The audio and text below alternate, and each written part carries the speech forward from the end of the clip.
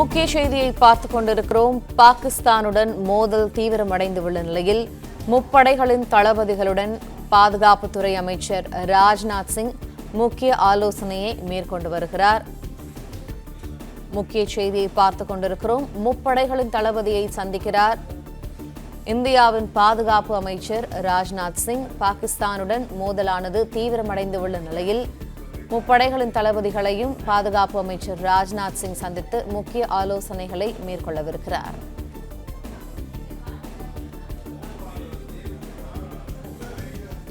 இரவு முழுவதும் பாகிஸ்தான் ஏவிய ஏவுகணைகளை இந்தியா தாக்கி அழித்த நிலையில் முப்படைகளின் தளபதிகளுடன் ஆலோசிக்க உள்ளார் இந்தியாவின் பாதுகாப்புத்துறை அமைச்சர் ராஜ்நாத் சிங்.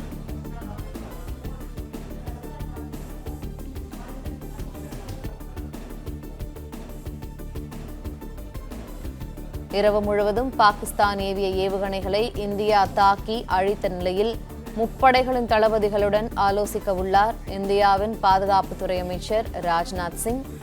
பாகிஸ்தானுடன் மோதலானது தீவிரமடைந்து வரக்கூடிய சூழ்நிலையில் இந்த ஆலோசனை கூட்டமானது நடைபெறவிருக்கிறது. இதில் முப்படைகளின் தளபதிகளுடன் பாதுகாப்புத்துறை அமைச்சர் ராஜ்நாத் சிங் சந்திப்பினை மேற்கொள்ளவிருக்கிறார். கூடுதல் தகவல்களை எமது செய்தியாளர் பாண்டியராஜன் வழங்க கேட்போம். பாண்டியராஜன், வணக்கம். விவரங்கள். பாகிஸ்தானுடன் மோதல் தீவிரமடைந்திருக்கக்கூடிய நிலையில முப்படைகளின் தளபதிகளுடன் பாதுகாப்பு அமைச்சர் ராஜ்நாத் சிங் முக்கிய ஆலோசனை நடத்த இருக்கிறார். நேற்று முப்படை தளபதிகளுடனான இந்த பாதுகாப்புத்துறை அமைச்சரான இந்த ஆலோசனை கூட்டம் நடைபெற்றது. ஆனால் நேற்று இரவு ட்ரோன் தாக்குதல் மற்றும் ஏவுகணை தாக்குதல்களை இந்திய ராணுவம் தொடர்ச்சியாக தடுத்து நிறுத்தி அதனை முறியடித்த நிலையில தற்பொழுது மீண்டும் முப்படைகளுடைய தளபதியினரான அந்த ஆலோசனை நடைபெற இருக்கிறது. அந்த ஆலோசனையில் நேற்று இரவிலிருந்து நடைபெற்ற துப்பாக்கி சண்டை, பீரங்கி சண்டை மற்றும் இந்திய வான்வழி பாதுகாப்பு அமைப்பினுடைய தற்போதைய நிலை என்னவாக இருக்கிறது, மேலும் என்ன மாதிரியான தாக்குதல்களை மேற்கொள்வது, அதாவது கடல் வழியாகவும் இந்தியா அதனுடைய தாக்குதலை தொடங்கி இருப்பதாக அந்த தகவல் வெளியாகி இருக்கிறது. தரை வழியாகவும் ஜம்மு பகுதியில ஊடுருவலை தடுத்து நிறுத்தி அதனையும் இந்திய ராணுவம் முறியடித்திருக்கிறது. மேலும் வான்வழி தாக்குதலில் இருந்து மோசமான விளைவுகளில் இருந்து தற்காத்துக் கொள்வதற்காக இந்திய வான்வழி பாதுகாப்பு அமைப்பு மூலமாக பல்வேறு பாகிஸ்தானுடைய ராணுவத்தினுடைய முயற்சிகள் தகர்த்தெறியப்பட்டிருக்கக்கூடிய நிலையில இன்று மீண்டும் முப்படைகளினுடைய தளபதிகளுடன் இந்திய பாதுகாப்பு துறை அமைச்சர் ராஜ்நாத் சிங் ஆலோசனை நடத்த இருக்கிறார். நேற்று இரவு 8 மணியிலிருந்து தொடர் தாக்குதல்கள், அதாவது பூஞ்ச் மற்றும் குபாவரா உள்ளிட்ட பகுதிகளில் மற்றும் அமிர்தசர் உள்ளிட்ட பகுதிகளில் தொடர் தாக்குதலுக்கான முயற்சிகளில் ஈடுபட்டு இருக்கக்கூடிய நிலையில அவற்றை எப்படி கையாள்வது, மேலும் மேலும் அடுத்த கட்ட தாக்குதல்கள் என்னவாக இருக்க போகிறது, தற்போதைய ராணுவத்தினுடைய நிலைகள் என்ன, நம்முடைய படைகள் எங்கே இருக்கிறது என்பது குறித்தெல்லாம் இந்த ஆலோசனையில் பேச இருப்பதாக தகவலாக இருக்கிறது. எல்லையில் பதற்றம் அதிகரிக்கக்கூடிய நிலையில இன்று மீண்டும் நேற்று ஒரு ஆலோசனை நடைபெற்றது. அதற்கு பிறகாக ட்ரோன் தாக்குதல் நடைபெற்றது. அதன் பிறகாக நேற்று மாலை அந்த செய்தியாளர் சந்திப்பு நடைபெற்றது. அப்போது இந்திய ராணுவத்தினுடைய பதில் தாக்குதல் என்னென்னவாக இருந்தது, 25 இடங்கள்ல பாகிஸ்தான் பகுதிகளில் ட்ரோன் தாக்குதல் நடைபெற்றிருப்பதாக அந்த தகவல் வெளியாகிறது. ஆனால் சற்றுமுன் இந்த லடாக்கில் இருந்து பூஞ்ச் வரைக்கும் 45க்கும் மேற்பட்ட ட்ரோன்கள் சுட்டு வீழ்த்தப்பட்டிருப்பதாக தகவல் வெளியான நிலையில குறிப்பிட்ட சில இடங்கள்ல மட்டும் அந்த அவர்களுடைய தாக்குதலுக்கான மையமாக வைத்து இங்குதான் தாக்குதல் நடத்தப் போகிறோம் என்று 75க்கும் மேற்பட்ட ட்ரோன்கள் இங்கு வந்திருப்பதாகவும் அவற்றை சுட்டு வீழ்த்திருப்பதாகவும் அந்த தகவல் வெளியாகி இருக்கிறது. இந்நிலையில தொடர் தாக்குதல்கள் மற்றும் தொடர் தடுப்பு நடவடிக்கைகளில் ஈடுபட்டு வரக்கூடிய இந்திய ராணுவத்தினுடைய முப்படைகளுடைய தளபதிகள் இன்று பாதுகாப்புத்துறை அமைச்சர் ராஜ்நாத் சிங் சந்தித்து ஆலோசனை நடத்த இருக்கிறார். இன்னும் சற்று நேரத்தில் இந்த ஆலோசனை நடைபெற இருப்பதாகவும் அந்த தகவல் வெளியாகி இருக்கிறது.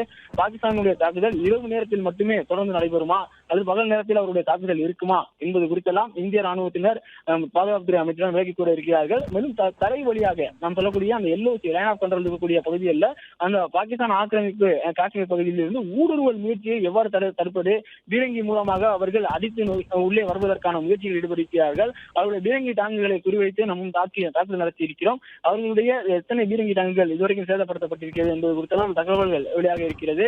மேலும் பஞ்சாப் பகுதியில் இருக்கக்கூடிய அந்த தொடர் தாக்குதல் காரணமாக அந்த அமிர்தசர் பகுதியில் தொடர் தாக்குதலுக்கான முயற்சி நடைபெற்று வருவதாகவும் அதன் காரணமாக பஞ்சாப் மக்கள் வீட்டை விட்டு வெளியே வர வேண்டாம், ஜன்னல் அருகே நிற்க வேண்டாம், ஜன்னல் பகுதியிலிருந்து உள்ளே பாதுகாப்பாக இருக்க வேண்டும், போர்க்கால நடவடிக்கையின் காரணமாக போர்க்காலங்களில் எவ்வாறு பாதுகாப்பாக இருக்க வேண்டுமோ அதுக்கு ஏற்ற வகையில் செயல்பட வேண்டும். மேலும் இந்த சைரன் அலாரம் ஒலிக்கும் பொழுது அந்த சூழலுக்கு ஏற்ற வகையில் பொதுமக்கள் ஒத்துழைப்பு கொடுக்க வேண்டும். இந்திய ராணுவம் அவனுடைய பணியை தீவிரமாக செய்து வருகிறது என பஞ்சாப் இருக்கக்கூடிய அரசு அங்கு இருக்கக்கூடிய மக்களுக்கு ஒரு அறிவுறுத்தலை வழங்கி இருக்கிறது.